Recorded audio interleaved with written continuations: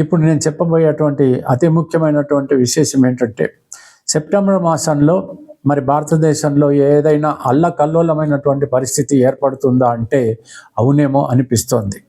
దానికి ప్రధానమైనటువంటి కారణం ఏంటంటే, భారతదేశ జన్మకుండలి గనక తీసుకున్నట్టయితే వృషభ లగ్నం అయింది. ఆ తర్వాత రెండవ స్థానంలో కుజుడు ఉండటం అనేటువంటిది జరిగింది. ప్రస్తుతం జరుగుతున్నటువంటి దశ కూడా కుజమహర్ దశ. కుజుడు అంటేనే వాయిలెన్స్. అంటే ఇక్కడ ఏమవుతుందంటే వృషభ రాశికి సప్తమం ఈ యొక్క వృశ్చికం అవుతుంది కాబట్టి, ఈ యొక్క వృశ్చికానికి అధిపతి ఎవరంటే కుజుడు కాబట్టి కుజుడు మారక స్థానాధిపతి అవుతున్నాడు.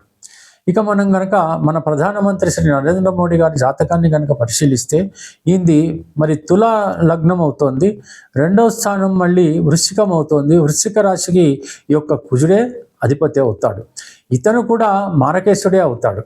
అటువంటి పరిస్థితుల్లో మరి భారతదేశం జన్మకుండలి ప్రకారంగా కుజుడు మారక స్థానంలో, ఆ తర్వాత నరేంద్ర మోడీ గారి జాతకంలో కనుక తీసుకుంటే కుజుడు మారక స్థానంలో ఉండటం అనేది జరిగింది. ఈ రెండు విషయాలు కనుక మనం గమనించినట్టయితే శ్రీ నరేంద్ర మోడీ గారు సెప్టెంబర్ మాసంలో చాలా అగ్రెసివ్గా ప్రవర్తిస్తారు.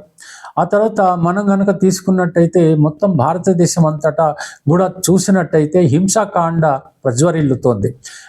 ఎక్కడ చూసినప్పటికీ కూడా ప్రపంచమంతా కూడా యుద్ధాలు ఉన్నప్పటికీ కూడా భారతదేశంలో చాలా ఆశ్చర్యకరంగా ఎంత హింస చెలరేగిపోయిందో మీరు చూస్తూనే ఉన్నారు. దీనికి ప్రధానమైనటువంటి కారణం ఏమిటంటే ఈ కుజమహర్ దశలే. ఇకపోతే ఈ నరేంద్ర మోడీ గారికి జాతకాన్ని ప్రకారంగా తీసుకున్నట్టయితే ప్రస్తుతం నడుస్తోంది కుజమహర్ దశ కనుక అంతర్దశ శనైశ్వరుడు అయ్యాడు. వీళ్ళిద్దరు కూడా బద్ధశత్రులు. ఆ తర్వాత 7వ తేదీ సెప్టెంబర్ 2026 నుంచి మళ్ళీ 30వ తేదీ సెప్టెంబర్ 2026 వరకు కూడా ఈ యొక్క కుజునిలో శనిలో కుజుడు అంటే చూడండి ఒక్కసారి, శనైశ్వరుడు అంటే వాయువుకి, కుజుడు అంటే అగ్నికి.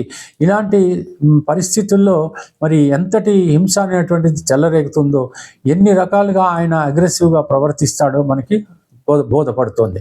ఆ తర్వాత కనుక తీసుకున్నట్టయితే 30వ తేదీ సెప్టెంబర్ 2026 నుంచి ఆ తర్వాత 30వ తేదీ నవంబర్ 2026 వరకు కూడా ఈ యొక్క కుజునిలో శనిలో మళ్ళీ రాహు యొక్క విదశ జరగబోతోంది.